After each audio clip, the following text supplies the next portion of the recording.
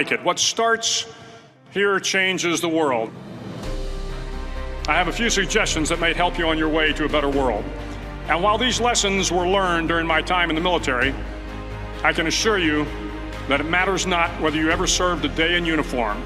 It matters not your gender, your ethnic or religious background, your orientation, or your social status. Our struggles in this world are similar, and the lessons to overcome those struggles and to move forward, changing ourselves and changing the world around us, will apply equally to all.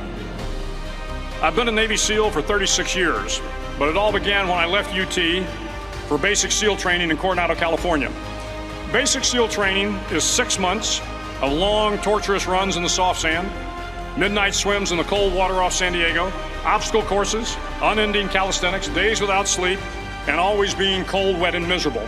It is 6 months of being constantly harassed by professionally trained warriors who seek to find the weak of mind, and body and eliminate them from ever becoming a Navy SEAL. But the training also seeks to find those students who can lead in an environment of constant stress, chaos, failure, and hardships. To me, basic SEAL training was a lifetime of challenges crammed into 6 months. So here are the 10 lessons I learned from basic SEAL training that hopefully will be of value to you as you move forward in life. Every morning in SEAL training, my instructors, who at the time were all Vietnam veterans, would show up in my barracks room, and the first thing they'd do was inspect my bed. If you did it right, the corners would be square, the covers would be pulled tight, the pillow centered just under the headboard, and the extra blanket folded neatly at the foot of the rack. It was a simple task, mundane at best, but every morning we were required to make our bed to perfection. Ridiculous at the time, particularly in light of the fact that we were aspiring to be real warriors, tough, battle-hardened SEALs. But the wisdom of this simple act has been proven to me many times over.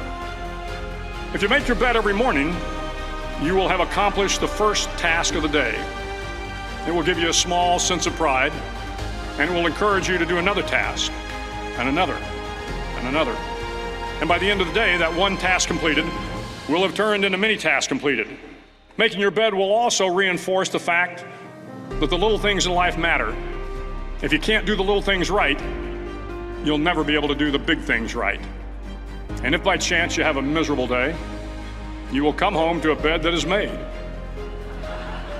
that you made. And a made bed gives you encouragement that tomorrow will be better. So if you want to change the world, start off by making your bed. During SEAL training, the students are all broken down into boat crews. Each crew is 7 students, 3 on each side of a small rubber boat, and 1 coxswain to help guide the dinghy. Every day, your boat crew forms up on the beach and is instructed to get through the surf zone and paddle several miles down the coast. In the winter, the surf off San Diego can get to be 8 to 10 feet high, and it is exceedingly difficult to paddle through the plunging surf unless everyone digs in. Every paddle must be synchronized to the stroke count of the coxswain. Everyone must exert equal effort, or the boat will turn against the wave and be unceremoniously dumped back on the beach. For the boat to make it to its destination, everyone must paddle. You can't change the world alone. You will need some help. And to truly get from your starting point to your destination takes friends, colleagues, the goodwill of strangers, and a strong coxswain to guide you. If you want to change the world, find someone to help you paddle.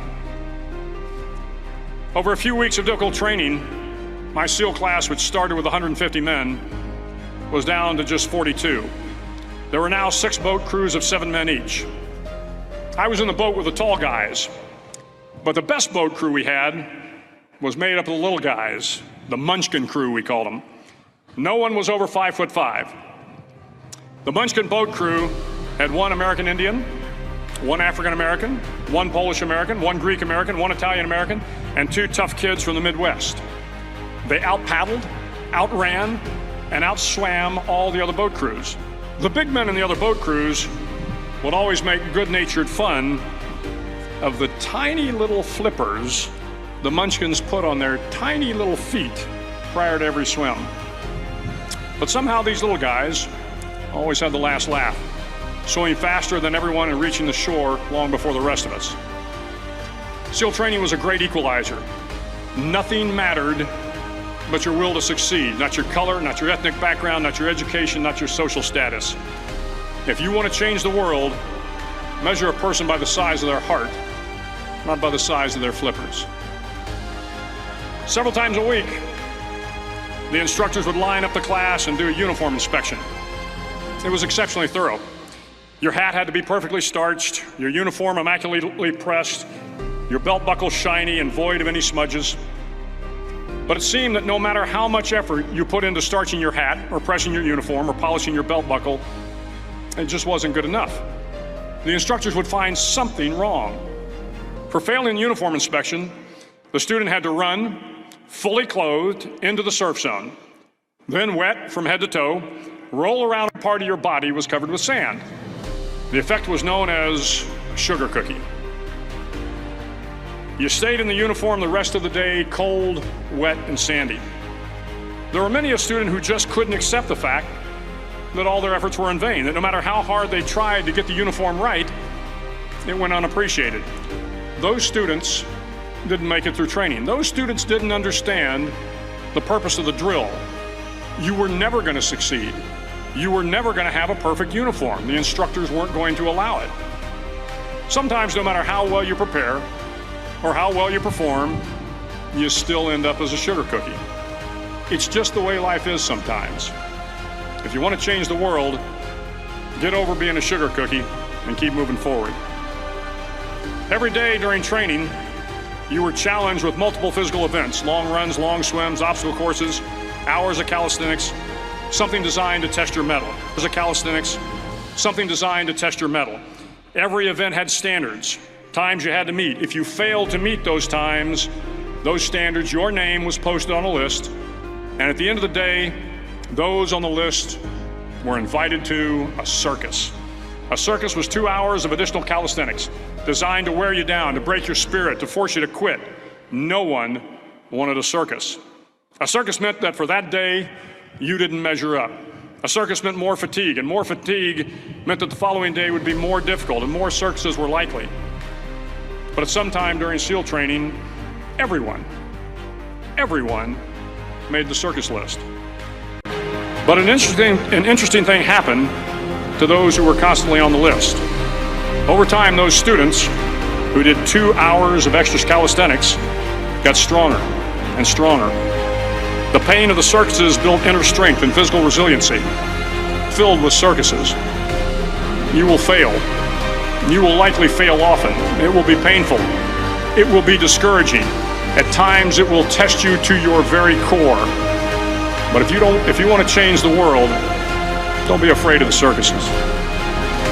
At least twice a week, the trainees were required to run the obstacle course. The obstacle course contained 25 obstacles, including a 10-foot wall, a 30-foot cargo net, a barbed wire crawl, to name a few. But the most challenging obstacle was the slide for life. It had a 3-level, 30-foot tower at one end and a 1-level tower at the other. In between was a 200-foot long rope. You had to climb the 3-tiered tower, and once at the top, you grabbed the rope, swung underneath the rope, and pulled yourself hand over hand until you got to the other end. The record for the obstacle course had stood for years when my class began in 1977. The record seemed unbeatable until one day I decided to go down the slide for life head first.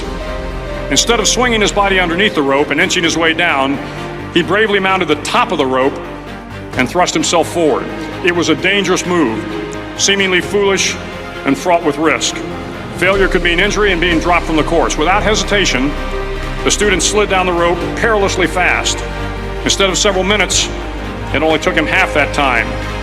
And by the end of the course, he had broken the record. If you want to change the world, sometimes you have to slide down the obstacles head first. During the land warfare phase of training, the students are flown out to San Clemente Island, which lies off the coast of San Diego. The waters off San Clemente are a breeding ground for the great white sharks. To pass SEAL training, there are a series of long swims that must be completed. One is the night swim. Before the swim, the instructors joyfully brief the students on all the species that inhabit the waters off San Clemente. They assure you, however, that no student has ever been eaten by a shark, at least not that they can remember. But you are also taught that if a shark begins to circle your position, stand your ground. Do not swim away. Do not act afraid. And if the shark, hungry for a midnight snack, darts towards you, then summons up all your strength and punch him in the snout, and he will turn and swim away. There are a lot of sharks in the world. If you hope to complete the swim, you will have to deal with them. So if you want to change the world, don't back down from the sharks. As Navy SEALs, one of our jobs is to conduct underwater attacks against enemy shipping. We practice this technique extensively during training. The ship attack mission is where a pair of SEAL divers is dropped off outside an enemy harbor and then swims well over 2 miles underwater, using nothing but a depth gauge and a compass to get to the target. During the entire swim, even well below the surface, there is some light that comes through. It is comforting to know that there is open water above you. But as you approach the ship, which is tied to a pier, the light begins to fade. The steel structure of the ship blocks the moonlight. It blocks the surrounding street lamps. It blocks all ambient light. To be successful in your mission, you have to swim under the ship and find the keel, the center line, and the deepest part of the ship. This is your objective. But the keel is also the darkest part of the ship, where you cannot see your hand in front of your face, where the noise from the ship's machinery is deafening, and where it gets to be easily disoriented, and you can fail. Every SEAL knows that under the keel, at that darkest moment of the mission, is a time when you need to be calm, when you must be calm, when you must be composed, when all your tactical skills, your physical power, and your inner strength must be brought to bear. If you want to change the world, you must be your very best in the darkest moments.